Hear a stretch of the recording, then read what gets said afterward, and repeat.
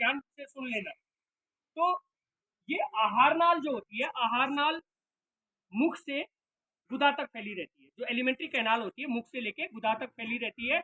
इसके मुख्य भाग क्या होते हैं देखिए, इसके और जनरल से इतने जनरल सी चीजें हैं, जरूरी नहीं है कि मैं कोई साइंस स्ट्रीम का है या 11 के बाद कोई आर्ट्स स्ट्रीम का हो जा रहा है, लेकिन ये जनरल चीजें हैं। या किसी ने मैथ्स ले ली तो इसका मतलब ये नहीं कि उनको ये चीजें आनी नहीं चाहिए, ये जनरल चीजें। और अपनी जनरल अवेयरनेस बॉडी के बारे में तो सबको पता होना चाहिए। मतलब छोटे मोटे इवन झोला छाप डॉक्टरों से अच्छे डॉक्टर खुद ही बन जाएंगे 12th तक की। अगर तुमने अगर फिजियोलॉजी वगैरह या ये चीजें पता होंगी ना, तो शरीर में कहाँ पे कौन सी क्रियाएं हो रही है, कहाँ पे क्या हो रहा है, हमने क्या खाना चाहिए क्या नहीं खाना चाहिए, कहीं पे कोई प्रॉब्लम हो रही है तो हमें किस प्रकार की दवाइयां लेनी चाहिए, ये सब आप लोगों को आ जाएगा। तो कहने का मतलब ये है कि पाचन तंत्र का मुख्य भाग जो आहार मतलब जो एलिमेंट्री कैनाल होती है, आहार नाल का मुख्य भाग मुख से स्टार्ट हुआ। देखो हमने मुंह से खाना खाया, मुंह में होते हैं दांत, मुंह के अंदर जो है ना मुखगुहा होती है। ये जो मुखगुहा है जिसको हम चबाते हैं, ये मुखगुहा है, मतलब बकल कैविटी कहते हैं इसको अंग्रेजी में। बकल कैविटी में होते हैं दांत, और क्या होती है, जीभ होती है ना। तो जीभ, दांतों की सहायता, हमने भोजन मुंह में डाला, दांतों की सहायता से हमने भोजन को चबाया, ठीक है। उसको छोटे छोटे पीसेस में, अलग अलग 4 प्रकार के दांत होते हैं, तो हमने भोजन को कुतरा चबाया, छोटे छोटे पीसेस बनाए और लार उसमें मिक्स हो गई। इसी के बगल में यहाँ पे होती है, ये लार ग्रंथि दिखा रखी है, लार ग्रंथि होती है। ये लार ग्रंथियों से लार मिक्स होता है। इसमें लार क्या करता है, एक तो भोजन को लसलसा बनाता है, लसलसा बनाता है तो क्या होगा, निगलने में आसानी होगी, है ना, निगलने में आसानी होगी। अगर निगलने में आसानी होगी तो भोजन, अब देखो बहुत से लोग, हमें कभी कभी आभास होता है कि हमारे गले में खाना अटक गया है, होता है आभास ना, केवल आभास होता है। वास्तव में अगर हमने इंडल्जिंग ऑफ फूड जो है वो मतलब वो अनैच्छिक क्रिया है, वो हमारे कंट्रोल में नहीं है। वो डायरेक्टली अगर हमने खाना कोई एक बार ट्राई कोशिश करना कि खाना खाना यहाँ पे अटकाने की कोशिश करना, तो होगा ही नहीं। क्यों, खाना अगर यहाँ से, अगर इंडल्जिंग ऑफ फूड जो प्रोसेस है वो अनैच्छिक क्रिया, वो डायरेक्टली यहाँ से सीधे कहाँ चले जाएगा, आमाशय में। कहाँ चले जाएगा, आमाशय में। तो सबसे पहले लार का काम है एक तो भोजन को लसलसा बनाना ताकि भोजन आसानी से निगला जा सके। उसके अतिरिक्त जो दूसरा मुख्य इंपोर्टेंट काम है, लार में एक एंजाइम पाया जाता है। बताओ कक्षा 10 वालों, लार में एंजाइम कौन सा पाया जाता है, बताओ, कोई भी बताओ, कक्षा 10 ही नहीं, कोई भी बताओ, पता नहीं है, 11 12 कोई तो बताओ, जोर से बोलो। टाइलिन होता है ना, टाइलिन एंजाइम। टाइलिन एंजाइम या इसको एमाइलेज भी बोलते हैं, वो कार्बोहाइड्रेट का आंशिक पाचन करता है। एक चीज याद रख लेना, एंजाइम जो होते हैं वो एक प्रकार के पाचक रस होते हैं, और जिसके पीछे एज लगा होगा, जिसके पीछे एज लगा होगा वो कार्बोहाइड्रेट पाचक एंजाइम होंगे। और जिसके पीछे सिन लगा होगा, SIN, वो कौन सा पाचक एंजाइम होगा, प्रोटीन पाचक एंजाइम। तो एमाइलेज, लाइपेज, ये सब, इन्वर्टेज, जाइमेज, एज लगा है ना, ये सब कैसे पाचक एंजाइम है, वो कार्बोहाइड्रेट का पाचन करेंगे। पाचन का मतलब हुआ, पाचन क्रिया का मतलब हुआ जो जटिल अणुओं को छोटे छोटे अणुओं में तोड़ने की क्रिया को कहते हैं पाचन, ठीक है। तो मुख्य भाग को यहाँ पे हमने क्या कहते हैं, हमने भोजन लिया, मुख, फिर मुखगुहा, मुखगुहा के बाद एक पार्ट होता है कॉमन, ये कॉमन पार्ट होता है, ऊपर से नासिका द्वार आ रहा है, ये नासिका द्वार है, ये नासिका गुहा है। नासिका गुहा और मुखगुहा का एक कॉमन पार्ट होता है। ये पार्ट हमें तब आवाज होता है जब हमें जुकाम लगा होता है, कभी कभी ऊपर को सांस लेने में नाक का जो श्लेष्म में है वो मुंह में चले आता है, ठीक है। वो कॉमन पार्ट कहलाता है क्या, ग्रसनी, ठीक है। ग्रसनी है, ग्रसनी का खैर इतना इंपॉर्टेंट पार्ट नहीं है, केवल कनेक्टिविटी है, ये कनेक्टिव करता है ये नासिका गुहा और मुख गुहा, ठीक है। उसके बाद एक पाइप गई सीधे नीचे, ये पाइप है फूड पाइप। फूड पाइप का मतलब इसे ग्रास नली या खाद्य नली भी कहते हैं। ये खाद्य नली गई, खाद्य नली किस में गई, आमाशय में।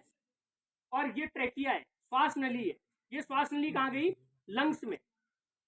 कभी किसी का ऐसा हुआ कि मतलब खाना खाया और फेफड़ों में भर गया भात, और क्या कहते हैं हवा भर गई पेट में, कभी नहीं होता ऐसा, क्योंकि यहाँ पे हालांकि दोनों ट्रैक दोनों साथ में होते हैं। लेकिन क्या होता है कि जैसे हम खाना जैसे अगर हमने क्या कहते हैं, जैसे हम खाना खाएंगे तो उसमें देखना दोनों क्रियाएं साथ नहीं होती। सांस लेना और खाना खाना अगर देखोगे तो कॉमन क्रिया नहीं है। खाना खाते उसमें क्या होता है कि जो ट्रेकिया है, ट्रेकिया का मार्ग जो है ऊपर से बंद हो जाता है, एक ढक्कन जैसा होता है, ग्लोटिस होता है, वो एपिग्लोटिस से ढक जाता है। मतलब कॉमन सी बात है कि हम खाना खाएंगे तो हमेशा कहाँ जाएगा, पेट में। कहाँ जाएगा, पेट में। पेट मतलब हम आमाशय, ठीक है। सांस लेंगे कहाँ जाएगा, लंग्स में, मतलब फेफड़ों में। सांस लेंगे तो एयर कहाँ जाएगी, फेफड़ों में। तो आमाशय हुआ, आमाशय के बाद अगला भाग कौन सा है, आमाशय के बाद छोटी आंत, बड़ी आंत और लास्ट में गुदा। सिंपल से कॉमन से पार्ट है, ज्यादा नहीं भी, तो इतना तो सबको पता होना चाहिए। मुख, मुखगुआ, ठीक है, मुख से लिया खाना मुखगुआ है। मुखगुआ के बाद क्या है, ग्रसनी, फिर ग्रास नली या फूड पाइप यानी जिसे खाद्य नली भी कहते हैं, फिर आमाशय, फिर ग्रहणी is the first part of small intestine. ग्रहणी होती है, ठीक है, स्मॉल इंटेस्टाइन का ही पार्ट है। फिर छोटी आंत, बड़ी आंत, और बड़ी आंत का ही लास्ट पार्ट जो होता है खुला हुआ रहता है, उसको मलाशय बोलते हैं। और लास्ट जो ओपनिंग होती है, ओपनिंग को कहते हैं लास्ट पार्ट गुदा। गुदा द्वारा अपचित भोजन शरीर से बाहर निकल आता है। तो ये मुख्य भाग हो गए। अब लेकिन पाचन क्रिया हुई कैसे, मैं जनरली शॉर्ट बता देता हूँ कि कैसे पाचन क्रिया हुई। हमने खाना खाया, देखो पाचन केवल 3 चीजों का होता है। पाचन क्रिया यानी जटिल जो भोज्य पदार्थ हैं उनको सरल भोज्य पदार्थ में तोड़ने की क्रिया हो रही है। लेकिन खाने के लिए तो बहुत सारे न्यूट्रिएंट्स पढ़ के आए होते हैं हम लोग, हमें पता है कि कितने न्यूट्रिएंट्स होते हैं। क्या कहते हैं, कार्बोहाइड्रेट होता है, प्रोटीन होता है, वसा होता है, और क्या होता है न्यूट्रिएंट्स, खनिज लवण होते हैं, उसके बाद विटामिन होते हैं, रफेज होता है यानी रेशा होता है, रेशेदार भोजन भी खाते हैं।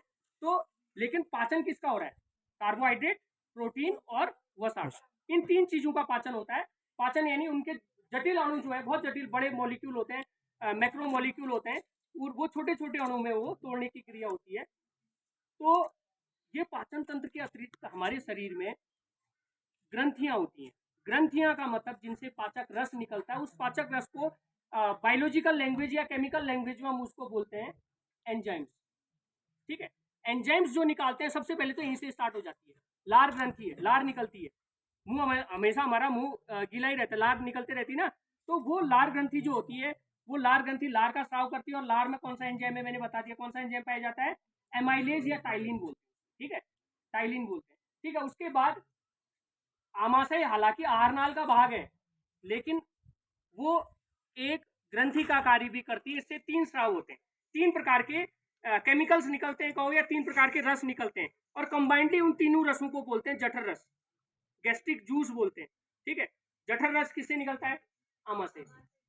3 स्राव क्या क्या होते हैं, एक होता है म्यूकस, एक होता है HCl हाइड्रोक्लोरिक एसिड, और तीसरा जो होता है वो होता है प्रोटीन पाचक एंजाइम पेप्सिन। ठीक है, किससे निकला, आमाशय से। ठीक है, इसका कैसे वर्किंग होती है मैं बताऊंगा। ये तो 3 काम इसके हो गए ना। लार से क्या निकला था, टाइलिन नामक एंजाइम, लार में टाइलिन।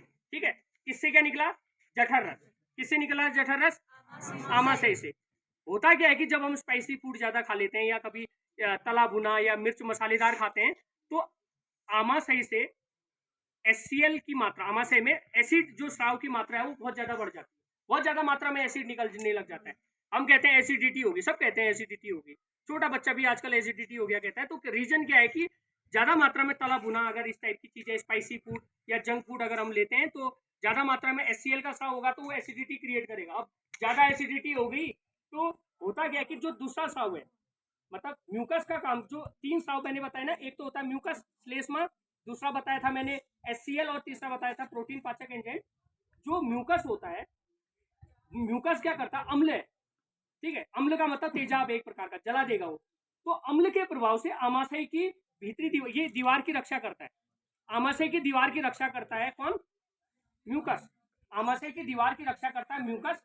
लेकिन जब हम ज्यादा स्पाइसी फूड खा लेंगे तो म्यूकस की दीवार भी ढह जाएगी। उसके बाद डायरेक्टली अटैक म्यूकस किस पे करेगा ना, डायरेक्टली HCl का प्रभाव किस पे पड़ेगा, आमाशय पे पड़ेगा। तो आमाशय में घाव होने लग जाते हैं। जब घाव ज्यादा बढ़ने लग जाते हैं, छेद भी हो सकता है। तो इस कंडीशन को कहते हैं, आमाशय में घाव होने वाली कंडीशन को कहते हैं अल्सर। क्या कहते हैं इस कंडीशन को, अल्सर। अल्सर होने का मेन रीजन स्पाइसी फूड, अगर हम ज्यादा मात्रा में स्पाइसी फूड लेंगे और HCl का स्राव ज्यादा हो रहा है तो तब अल्सर हो जाएगा। उसके बाद तीसरा स्राव क्या बताया मैंने, इसमें प्रोटीन पाचक एंजाइम पेप्सिन होता है। मैंने पहले भी बताया था, जिसके पीछे सिन लगा होगा वो प्रोटीन का डाइजेशन करेगा। ये प्रोटीन का आंशिक पाचन करता है, पूर्णतः पाचन नहीं करता। आंशिक रूप से पाचन कौन करेगा, ये आमाशय से निकला हुआ पेप्सिन। ठीक है, आमाशय से निकला हुआ पेप्सिन प्रोटीन का आंशिक पाचन कर लिया। उसके बाद देखो, आमाशय से आप ही लोगों ने बना रखा है, यू आकार की नली निकल रही है। आमाशय के बाद एक यू आकार की नली निकल रही है, इसको बोलते हैं डियोडिनम या ग्रहणी। ये ग्रहणी क्या करती है, ये ग्रहणी में देखो इधर बना रखा है ये लीवर, ये है क्या लीवर। और ये पत्ते जैसा हरा दिखा रखा है ये होता है अग्न्याशय यानी पेनक्रियाज। लीवर और लीवर से निकलता है बाइल जूस, पित्त रस। क्या निकलता है? पित्त रस। ये यहाँ पे पित्ताशय भी बना रखा आपने। लीवर से बाइल जूस जो निकला वो पित्ताशय यानी पित्त रस जो है पित्ताशय में, गॉल ब्लैडर कहते हैं इसको, गॉल ब्लैडर में स्टोर रहता है। और ऐसे अग्न्याशय से निकलता है अग्न्याशयी जूस, पेनक्रियाटिक जूस कहते हैं। ये पेनक्रियाटिक जूस में प्रोटीन पाचक एंजाइम भी होता है, कार्बोहाइड्रेट पाचक एंजाइम भी होता है। तो इन दोनों ने अपनी नली, एक डक्ट होती है, इस डक्ट के थ्रू ग्रहणी में लीवर ने भी अपना स्राव डाला और अग्न्याशय ने भी अपना स्राव डाला। होता क्या है कि लीवर जो होता है, लीवर से जो बाइल जूस निकलता है वो बाइल जूस मुख्य रूप से पाचन करता है वसा का, वसा का पाचन करता है। वसा का मतलब हम तेल घी वगैरह जितनी भी ऑयली चीजें खाते हैं वो वसा होती है, और उस वसा का पाचन के लिए मुख्य रूप से उत्तरदायी होता है लीवर। तो लीवर जो होता है वसा का पाचन का मतलब, इसे इस टर्म को बोला जाता है इमल्सीकरण, अंग्रेजी में बोला जाता है इमल्सिफिकेशन। तो इमल्सिफिकेशन का मतलब वसा की बड़ी बड़ी बूंदों को छोटी छोटी बूंदों में तोड़ देने की प्रक्रिया को कहते हैं इमल्सीकरण। तो वसा का इमल्सीकरण किसने किया? लीवर ने। कौन से जूस के थ्रू किया? बाइल जूस, पित्त रस। ठीक है। तो और अग्न्याशय ने क्या किया? यानी वसा के पाचन के लिए लीवर हुआ। ठीक है। और अग्न्याशय ने क्या किया? अग्न्याशय ने अग्न्याशयी रस निकाला। अग्न्याशयी रस में, पेनक्रियाटिक जूस में प्रोटीन पाचक एंजाइम और कार्बोहाइड्रेट पाचक एंजाइम दोनों होते हैं। तो प्रोटीन का भी पाचन करेगा और कार्बोहाइड्रेट का भी पाचन करेगा। ऊपर आमाशय से कौन सा प्रोटीन पाचक एंजाइम मुख्य रूप से था? पेप्सिन, लेकिन इससे निकलता है ट्रिप्सिन। अग्न्याशयी रस में जो प्रोटीन पाचक एंजाइम होता है वो होता है ट्रिप्सिन। और लाइपेज और एमाइलेज की मात्रा भी होती है इस अग्न्याशयी रस में। तो प्रोटीन का भी आंशिक पाचन हो गया और कार्बोहाइड्रेट का भी आंशिक पाचन किसने किया? अग्न्याशय ने। अग्न्याशय में भोजन नहीं जाएगा, डक्ट के थ्रू वो कहाँ डालेगी? ग्रहणी में, डियोडिनम में। उसके बाद भोजन अभी तक आंशिक रूप से पचा हुआ है, भोजन आंशिक रूप से पूर्णतः पचा नहीं हुआ है। उसके बाद भोजन अगले गया। ये जो ग्रहणी है ये first part of the small intestine ही है। अगले पार्ट में स्मॉल इंटेस्टाइन में निकलता है इंटेस्टाइनल जूस। इंटेस्टाइनल जूस को हिंदी में बोलते हैं आंतररस। ये आंतररस पूर्ण रूप से भोजन का पाचन कर देता है। कहने का मतलब है कि भोजन का पाचन का मतलब कार्बोहाइड्रेट का पाचन किसमें कर लेगा? हम खाते हैं तो कार्बोहाइड्रेट जितना भी हमने खा रखा है वो पच के बनेगा ग्लूकोज। इसीलिए कभी एथलेटिक प्रतियोगिता होती है, कहीं रैली होती है तो डायरेक्टली उसमें एनर्जी की रिक्वायरमेंट होती है, सीधे क्या दे देते हैं? ग्लूकोज दे देते हैं ना।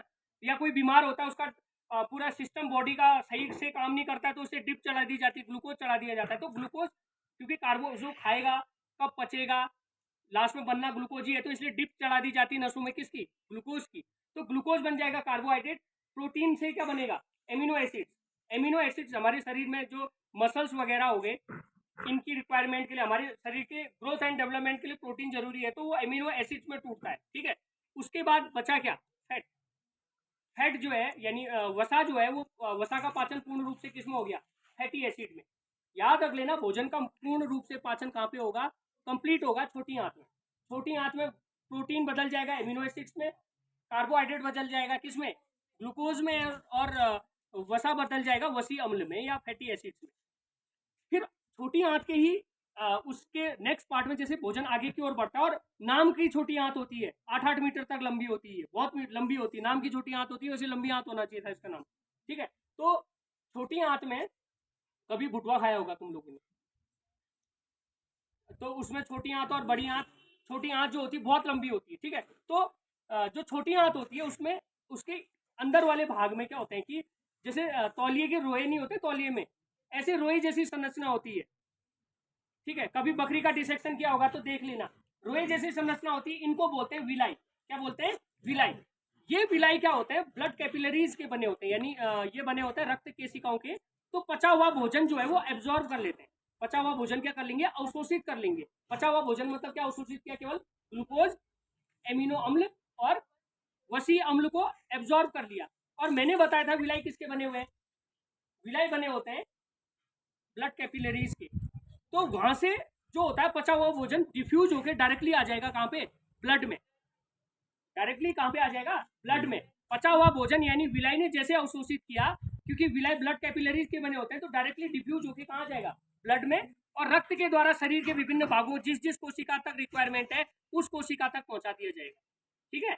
तो अगर कोशिकाओं तक अब भोजन तो पहुंच गया, कोशिकाओं को जितनी रिक्वायरमेंट थी वो तक भोजन वगैरह, अमीनो एसिड भी पहुंच गया और फैटी एसिड्स भी पहुंच गए और ग्लूकोज भी पहुंच गया।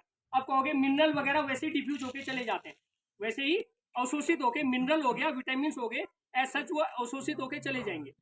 उसके बाद अगला जो है, अब देखो पचा हुआ भोजन तो अवशोषित हो गया, जो अनडाइजेस्टेड फूड है, अपचित भोजन है, वो छोटी आंत के बाद कहाँ जाएगा, बड़ी आंत में जाएगा, और बड़ी आंत में कुछ देर तक स्टोर रहता है, और उसमें होता है, बड़ी आंत में होता है वाटर का एब्जॉर्प्शन, यानी पानी अवशोषित होता है बड़ी आंत में, और पानी जैसे बड़ी आंत में अवशोषित हुआ, कुछ समय बाद अनडाइजेस्टेड फूड, ये मलाशय जो है यहाँ पे स्टोर रहेगा। उसके बाद अनडाइजेस्टेड फूड एनएस द्वारा, गुदाद्वार द्वारा शरीर से बाहर निकाल दिया जाता है।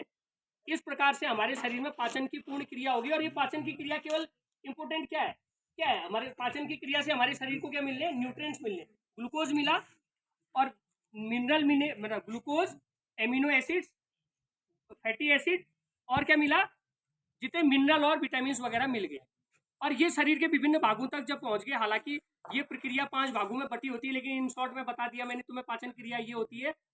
उसके बाद शरीर के विभिन्न भागों में जब इतनी सब चीज चले गई हैं, साथ ही साथ हमारी क्या चल रही है, देखो खाना 1 हफ्ते तक भी नहीं खाएंगे तो हमें कुछ नहीं होगा, लेकिन अगर 2-3 मिनट तक अगर सांस बंद कर दी तो स्वर्ग सिधार जाएंगे, ठीक है, भगवान के प्यारे हो जाएंगे। तो रीजन क्या है, क्योंकि खाने से ज़्यादा रिक्वायरमेंट किसकी है, एनर्जी की रिक्वायरमेंट है। अब हम कहेंगे कि हम तो कुछ नहीं करेंगे, दिन भर काम भी नहीं करेंगे, हम दिन भर सोए रहेंगे, एनर्जी तो लगेगी नहीं, हम क्यों नहीं जिंदा रहते। हमारे शरीर में जितने बायोलॉजिकल फंक्शंस हो रहे हैं, सब में एनर्जी की रिक्वायरमेंट होती है। हम देख रहे हैं, तुम लोग मुझे सुन रहे हो, देख रहे हो, इसमें एनर्जी की रिक्वायरमेंट है, ठीक है। इवन हम सो रहे होते हैं तब भी एनर्जी लगती है, सपने देख रहे हैं, वहाँ भी एनर्जी खर्च हो रही है, हम सांस ले रहे हैं, एनर्जी खर्च हो रही है। कुछ नहीं कर रहे तो देखो अपनी नसों को पकड़ के देखना, वो फड़फड़ा रही है ना। तो ये इन सब चीजों में किसकी रिक्वायरमेंट है, एनर्जी की रिक्वायरमेंट है। ये किससे पूरी हो रही है, ये सब पूरी हो रही है श्वसन तंत्र द्वारा। तो श्वसन तंत्र में, जैसे हमने, पूरा तंत्र नहीं बता रहा हूं मैं, जनरली सभी तंत्र शॉर्ट में बता दे रहा हूं। जैसे हमने सांस ली, सीधे क्या कहते हैं, इसी प्रक्रिया द्वारा नासिका द्वार, ये नासिका द्वार है, ये ऊपर नोस्ट्रिल के बाद नसल कैविटी यानी नासिका गुहा होती है, फेरिंग्स होता है, लैरिंग्स होता है, वॉइस बॉक्स होता है। मतलब जनरली ये समझो, शॉर्ट में बता रहा हूँ क्योंकि आर्ट्स वाले स्टूडेंट भी हैं। जनरली क्या होता ये है कि हमने सांस ली और फेफड़ों से होते हुए डायरेक्टली वहां पे भी सीधे ऑक्सीजन जो है कहाँ चली जाएगी, ब्लड में। पचा हुआ भोजन डायरेक्टली कहाँ गया, ब्लड में, ब्लड कैपिलरी का बना था ना। ऐसे श्वसन तंत्र का जो लास्ट पार्ट होता है, एल्वियोलर सैक होता है या एल्वियोली कहते हैं उसको, वो भी ब्लड कैपिलरी का बना होता है। तो ऑक्सीजन जो हमने एयर ली अंदर, जैसे ऑक्सीजन लिया, अब देखो एयर में तो बहुत सारा कंपोजिशन जो है एयर का है, सबसे ज्यादा नाइट्रोजन गैस है लेते हैं, लेकिन अंदर क्या है कि डिफ्यूजन होता है ऑक्सीजन का।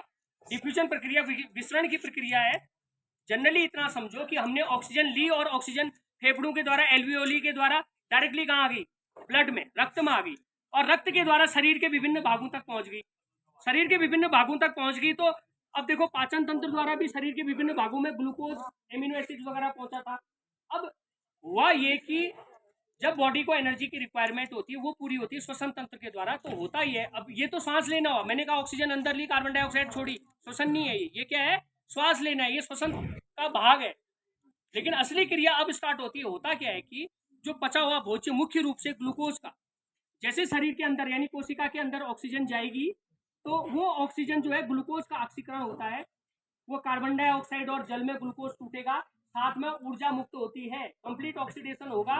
तो वहां पे एक मॉलिक्यूल ग्लूकोज से 38 एटीपी बनती है, एडिनोसिन ट्राइफॉस्फेट। वो 38 एटीपी जो है, मतलब समझ लो कि ऊर्जा मिलती है, इतना लंबा चौड़ा नहीं।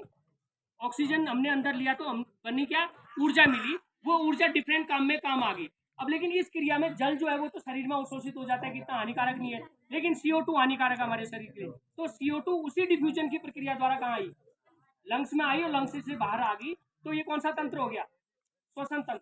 लेकिन इन दोनों तंत्र को जोड़ने का काम किसने किया, ब्लड ने। ब्लड किस तंत्र का भाग है, परिसंचरण तंत्र, सर्कुलेटरी सिस्टम कहते हैं। उसका मेन पार्ट जो है वो हृदय है, हार्ट है। हार्ट क्या है, एक प्रकार की पंपिंग मशीन है। हार्ट क्या है, पंपिंग मशीन, यानी डिफरेंट ऑर्गन टिश्यूज तक ब्लड को पहुंचाने का काम किसका है? हार्ट का। हालांकि इसमें हार्ट में मतलब जो हृदय होता है, इसमें ब्लड लाने और ले जाने के लिए शिराएं, धमनियां वगैरह ब्लड वाहिनियां अलग होती हैं। तो ये हो गया क्या? हार्ट। उसके बाद कितने बायोलॉजिकल मेटाबॉलिक कितनी एक्टिविटीज हुई हमारे शरीर के अंदर, इसमें बनता है नाइट्रोजन युक्त वेस्ट पदार्थ। नाइट्रोजन युक्त वेस्ट का मतलब हुआ नाइट्रोजन युक्त हानिकारक पदार्थ हमारे शरीर में बनते हैं। वो हानिकारक पदार्थों को शरीर से बाहर निकालने का काम होता है किडनीज का। जितने हानिकारक पदार्थ हैं शरीर से बाहर कौन निकालेंगे? नाइट्रोजन वेस्ट जो शरीर से बाहर निकलेगा वो किडनी होती है। हालांकि किडनी भी एक अलग प्रकार की कोशिकाओं से मिलकर बनी होती है। जैसे हमारी जो किडनी होती है, हमारी किडनी की जो इकाई है, हमारे उत्सर्जन की इकाई है, वो होता है नेफ्रॉन। वृक्काणु कहते हैं इसको हिंदी में, वृक्काणु। ठीक है, तो वृक्काणु होते हैं वो। वृक्काणु जो है वो क्या करेगा? वृक्क की कोशिका है, वो क्या करता है? फिल्टर करता है। यानी फिल्टर का मतलब, अब देखो तुमने सब कुछ खाया पिया, उपयोगी पदार्थ भी शरीर से बाहर निकल गए तो क्या फायदा? वो क्या करता है? केवल शरीर से बाहर डिफ्यूज, मतलब शरीर से बाहर कौन निकलेगा? नाइट्रोजन युक्त अवशिष्ट पदार्थ। तो मुख्य रूप से ये हमारे क्या कहते हैं, इतने तंत्र थे। इतने तंत्रों के मुख्य कार्य और कैसे वर्किंग होती है मैंने बता दिया।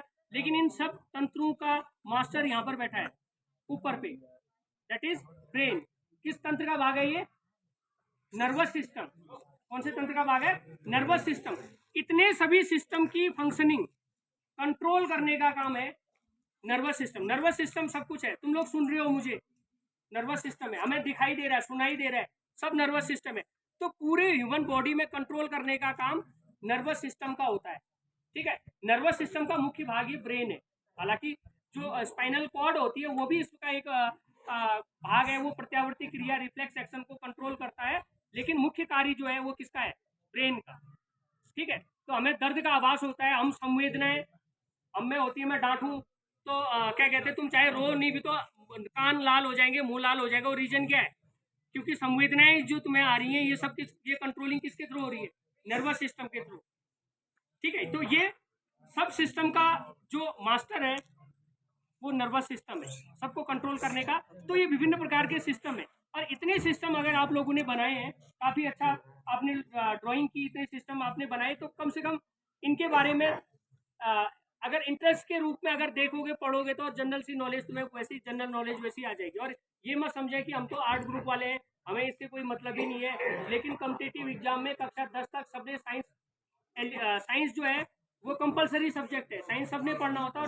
और जितने भी कॉम्पिटिटिव एग्जाम होते हैं ये जनरल चीज़ें आती ही हैं। तो इस चीज़ का ध्यान रखो और ऐसे क्रिएटिव वर्क में ज़्यादा से ज़्यादा आगे आने की कोशिश करें।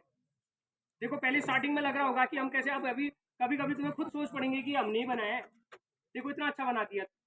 तो इन चीज़ों का विशेष ध्यान रखेंगे। काफ़ी अच्छा बनाया। एक बार तालियां अपने लिए बजाओ सभी लोग, अपने लिए।